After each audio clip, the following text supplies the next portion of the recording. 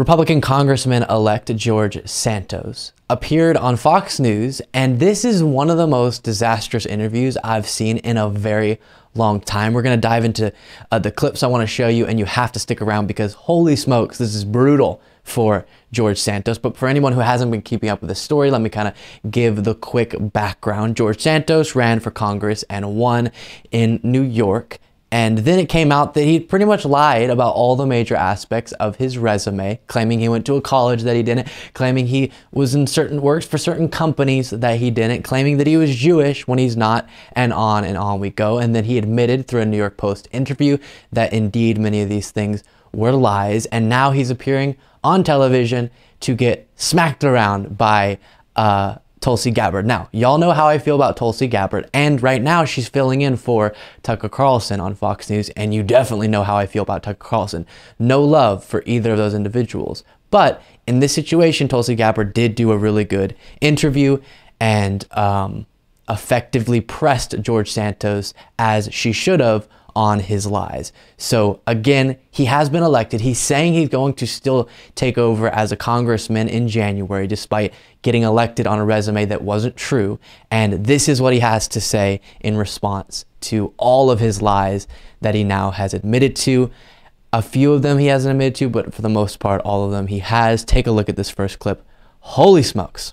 Easy, as I've said it many, many times, I come from abject poverty. I made some mistakes, and I own up to them. And now I want to put this past me so I can deliver for the American people. I'm sure you do want to put it past you. The thing is, Congressman-elect, integrity means, yes, carrying yourself with honor, but it means telling the truth, being a person of integrity. And if I were one of those in New York's 3rd District right now that the election is over, and I'm finding out all of these lies that you've told, not just one little lie or one little embellishment. These are blatant lies. My question is, do you have no shame? Do you have no shame in the people who are now, you're asking to trust you to go and be their voice for them, their families, and their kids in Washington? Tulsi, I can say the same thing about the Democrats and the party. Look at Joe Biden. Joe Biden's been lying to the American people for 40 years. He's the president of the United States. Democrats resoundingly support him. Do they have no shame? I've made this very clear. This is not about the Democratic Party, though. This is... Sir, you have been caught lying about almost every aspect of who you are for a campaign for Congress. You said you went to a college that you didn't, a career that you didn't, you're Jewish when you're not. Said that you had 13 properties under your ownership when really you live with your sister and don't own any properties. Answer for that. Well, Joe Biden, something or another? Nice. This is about your relationship, frankly, with the people who've entrusted you to go and fight for them. And I think one of the questions that really probably hits home to a lot of people is are you Jewish? We've got a letter that your campaign sent out earlier this year, which reads as follows. As a proud American Jew, I've been to Israel numerous times for educational, business, and leisurely trips. You said there in that letter that you are, quote, a proud American Jew. How do you explain that?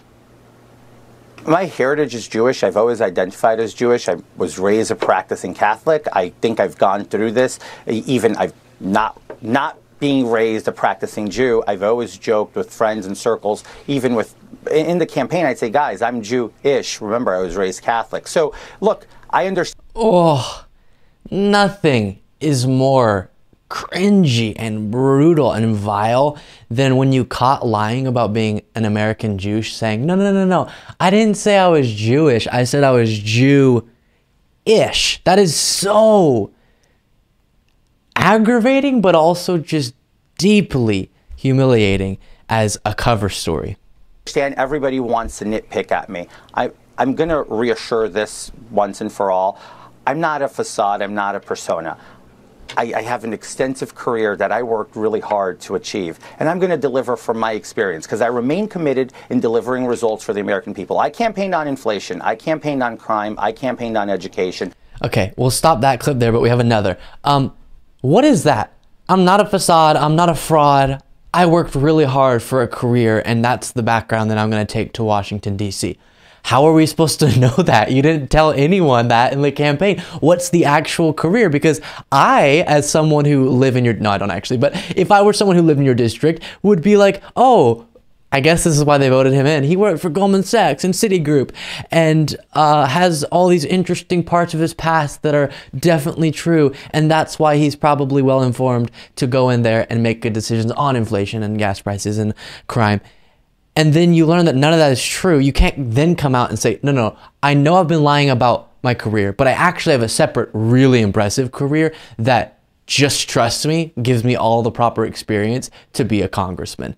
That's what you should have ran on originally if you actually had that background, which it seems like you probably don't, and that's what you felt like you had to make up a whole story. Second moment, as the interview comes to a close.